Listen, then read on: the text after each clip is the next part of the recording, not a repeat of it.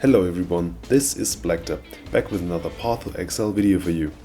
Today I'm going to show you a Sweep Marauder build guide. I've played Sweep on and off since the release of Path to Exile and already made a build guide for a Sweep Marauder in 2.0, but I wanted to update it for 2.1. I also have to mention, if you are looking for a super crazy top high-end DPS build, this one is probably not what you're looking for.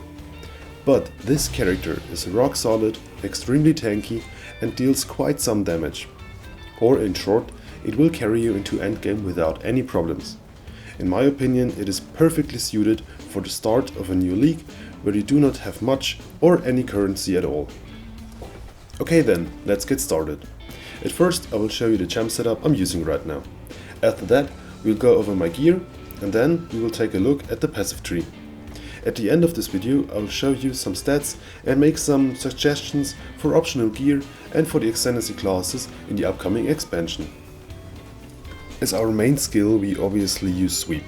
It is linked to multi-strike, melee physical damage, fortify and faster attacks. In a 6th link you could add added fire for more damage or increased area of effect for more clear speed. Melee physical damage and multi-strike are pretty self-explanatory. Fortify gives us a nice defensive boost and we can keep it up all the time this way. Faster attacks ensures better leech and faster mobility because we aren't locked into the multi-strike animation that long anymore. It is a great support gem, even with Sweep's inherent less attack speed. By the way, Sweep's quality is godly, it gives you increased area of effect which is super useful. So try to buy a high quality one early on or use the GCP vendor recipe.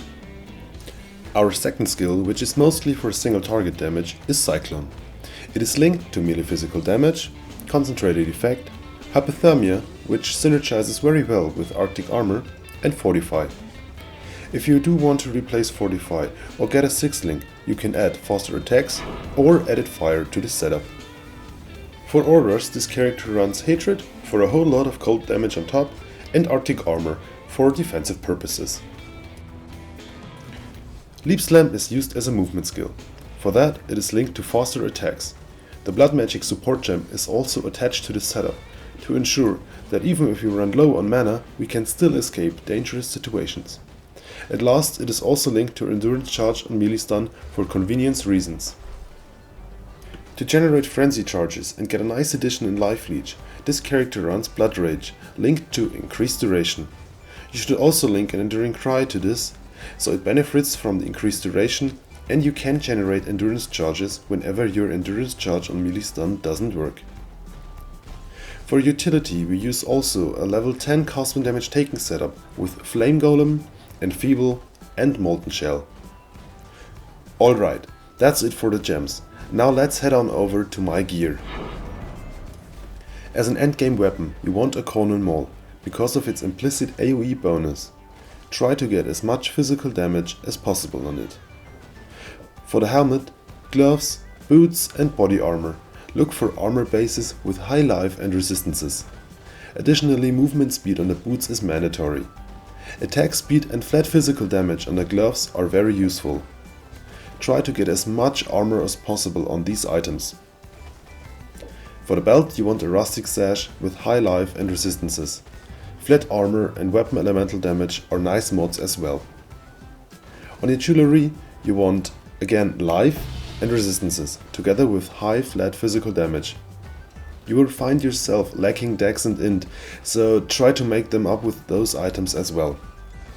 Of course, chaos resistance is very helpful. You should try to get a few pieces of your gear with a little chaos resistance on them. For the flasks there are many options. You gotta find out what setup you like the most. I prefer to run 3 Divine Life flasks with the bubbling mod, 1 Granite flask and 1 Quicksilver flask. You need to have at least 1 curse removal, freeze removal and shock removal flask. Well, that's been the gear so far. Next on our schedule is the skill tree. We start as a Marauder and route through life and armor nodes at the beginning, through even more life, and then physical damage with two-handed melee weapons. After we've taken Barbarism, we allocate Resolute Technique as fast as possible to ensure that we're always hitting.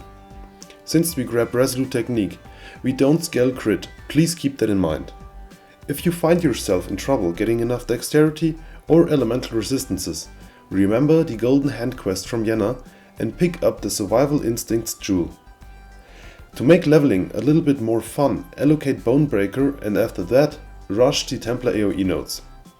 From here on, you can fill out the passive tree as you wish. Make sure to grab Unwavering Stance before getting into endgame to make you stun immune though. You want to help Oak in Normal, Kraton in Cruel, and again Oak in Merciless for flat life, attack speed and an additional endurance charge.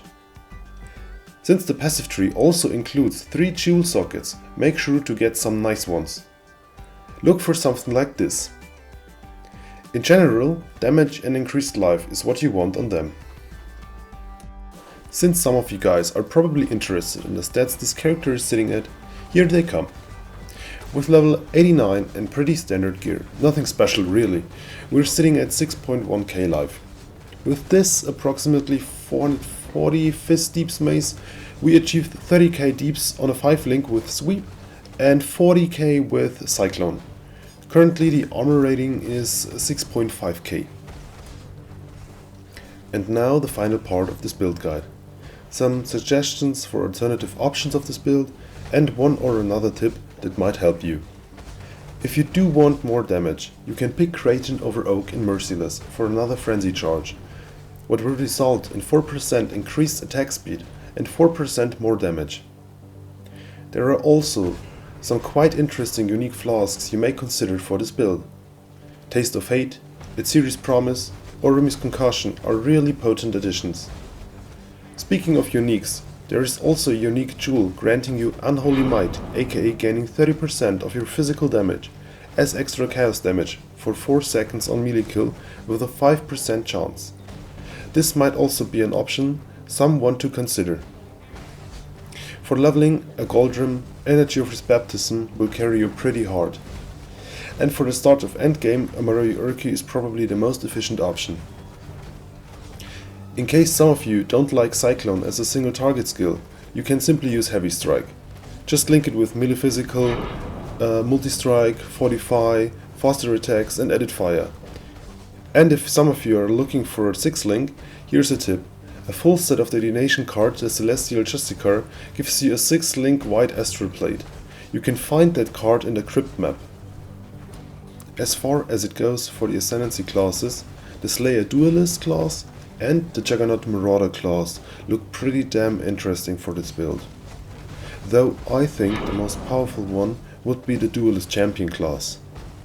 Anyways guys, that's it. I hope you found this build guide interesting.